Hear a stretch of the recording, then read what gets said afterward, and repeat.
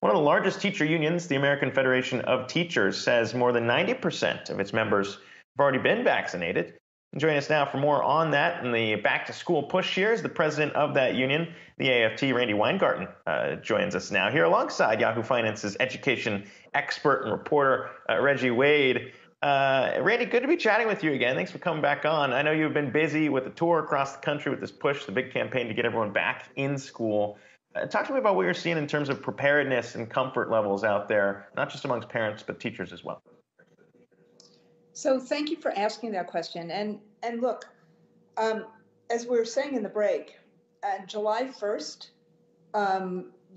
we were preparing for a very different school year than we're preparing for now because of the Delta variant.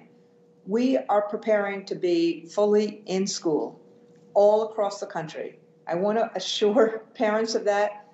This is where teachers are. They're rolling up their sleeves. They're calling parents. They're preparing 90, as you said, I would say over 90% now. Our polling showed that there was 89% of teachers who are either vaccinated or getting their vaccines by the end of March, early April. And because teachers know that in school is really, really, really important for kids, but we have to make it safe. And as a result, because of the virus surge, the variant surge, we got to take these, and I'm sorry, I'm looking for my mask. We got to, put these masks back on in inside schools because our kids who are particularly 12 and under don't have access to the vaccines. But the real question becomes, once we have kids in, how do we make sure that we are meeting with their social and emotional needs, and how do we accelerate instruction? And we've gotten a lot of money from the feds, from the American Rescue Plan, Biden's plan, to do a lot of this, and so there's a lot of planning for that as well. So safety and health concerns up front, obviously, masks, physical distancing, ventilation, get your vaccine, very important in terms of safety and health, but the emotional and social well-being is really important, as is the focus on instruction and academics. Randi, Reggie Wade here. We've been hearing a lot about vaccine mandates for teachers, and are you open to that? And what would you say to folks who say that violates some teachers' personal freedoms? Look, I don't see this as an issue of, I know there are a lot of people who see this as an issue of personal freedoms and not. What we see it as an issue of what is the most efficacious way to create trust and agency in the entire school community. And that's, and teachers have been out there. I'm 1,000% in favor of vaccines. When I was a kid, we took a lot of vaccines before we could go to school. And it is a part of what you do, particularly when you have transmissible diseases, how you keep yourself, your family, and everybody else safe. So the issue has been, what is the most effective way to help keep everybody safe?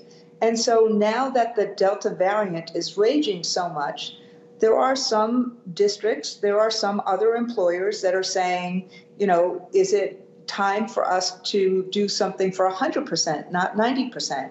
And we are working with those districts. So in New York City, we have said yes to de Blasio's push for vaccines or testing. The same is true on the federal level when Joe Biden has said that. And so we're looking and readjusting and seeing if, what next steps we need to do for this, for making sure that everybody is safe. I have been reluctant. I've been reluctant personally because I know the firestorms that we have had on issues like CRT, on teaching honest history, on masking, which is, on universal masking. And so so that's why we have tried to get things done volitionally. But with the surging Delta virus, we are looking at and reconsidering everything. Yeah, I mean, it sounds like that's the key differentiator for you, Randi. I mean, it feels like you've kind of evolved on this issue of vaccine mandates. I mean, is it really about some of these alarming numbers that you're seeing that's led you to believe that vaccine mandates do need to be in place? It's the numbers. It's not the, I mean, look, I get criticized or lauded every single day on social media, on, just like other public officials, because you got to call balls, and some people have to call balls and strikes based upon what the pandemic looks like, not based upon the politics. And so that's what we're looking at. We have heard over and over again from parents and from teachers and healthcare members that that they are waiting for, the limited numbers who haven't gotten vaccines yet. Many of them are waiting for full authorization from the FDA. They say that's what we normally have. So we need to do a better job in pushing back on the disinformation.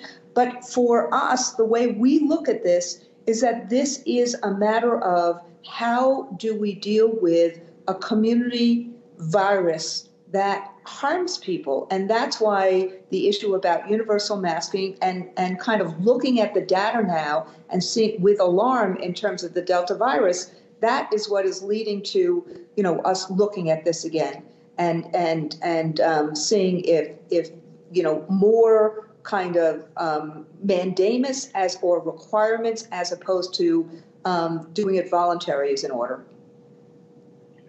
Randy, you've been around the country visiting schools, and has it been tough for teachers to really focus on lesson plans and the pedagogy of teaching our children with all of this going around, with all the trepidation? Yes. I mean, look, I represent teachers and nurses. You're seeing a huge number of people who are just at their wits' ends. I mean, think about this conversation right now. There's a focus on teacher vaccine mandates when 90% of the teachers have gotten vaccines. And instead of kind of lifting them up in terms of what they've done, the same in terms of nurses, they are spent and they are burnt out. And they now have yet another surge of the virus to contend with. So people want to be back in schools. Talking to teachers is a real joy, like in Albuquerque yesterday. It was a real joy talking to teachers about being in school and seeing their kids. That's why teachers become teachers. But, the stress and strain is out there. There was a RAND report a few weeks that came out in June that showed that 78% of teachers had real stress from this year. That's double what the rest of the adult workforce. So teachers want to be with their kids. They want to do the right thing. They want to teach. We got to give them the tools and the conditions and a little bit of love for this. Randi, the American Academy of Pediatrics had some pretty alarming numbers out in terms of COVID cases in children, an 84% jump over the last week, making up about 20% of new infections over that period. At what point do you think vaccines or vaccine mandates should be considered for children over the age of 12 when you consider there are plenty of vaccines that are mandated already for schools?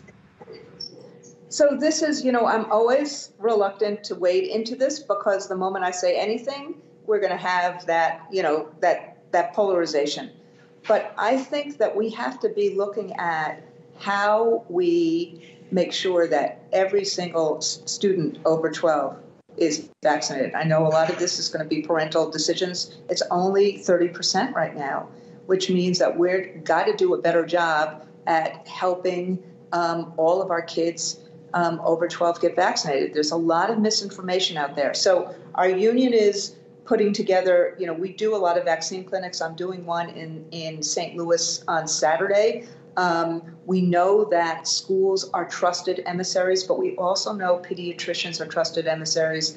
As quickly and carefully and effectively as the FDA will get vaccines on the boards for kids who are 2 and older, and as quickly as there is full authorization is, I think, when we can turn the corner on this. And because I am alarmed by this new data. Yeah, I mean, the polarization around vaccines is interesting, given, the history of required vaccines in schools. But when you talk to the teachers, go ahead. No, I agree with you. I mean, it is, I'm sorry, you were asking the question. It's baffling to me. The main thing is here. I mean, when we talk about teacher burnout, and you already referenced it, I had a friend who's a teacher who just quit last week because of all of that too. When you look at the shortages now, though, as you kind of travel the country, how serious is the teacher shortage to actually get back into school and teach the same class sizes? There's a big teacher shortage now. There's people are, we're going to know more and more in the next few days. There's been, this new jobs report. There's been more hiring back of educators and support personnel in 1 month than we've seen, I think, in decades. But we're hearing about, the shortages that we normally have. Special shortages for special ed teachers, shortages in bilingual, shortages in science and math.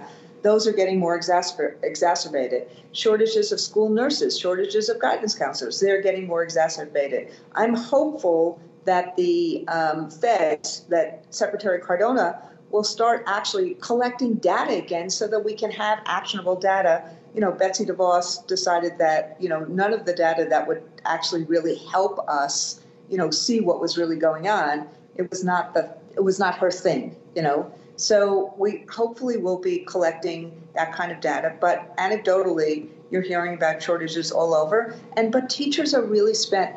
They have worked hard.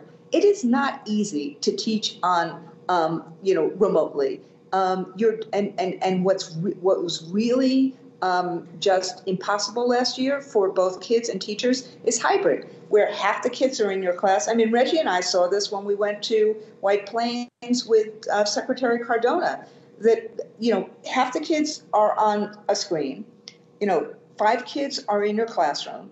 And so if you're a teacher, it is not humanly possible to look at the screen and look at your classroom at the same time and help. Those are 2 different modalities.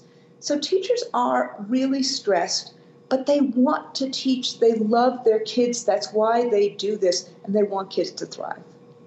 Now, there are a lot of different issues here to tackle, and I know you're busy and kind of trying to make everybody happy here. But it's I appreciate you coming on here to chat with us, AFT President Randi Weingarten, alongside Yahoo Finance's Reggie Wade as well. Is opening schools. And we're getting there. Appreciate you coming on here. Thanks again.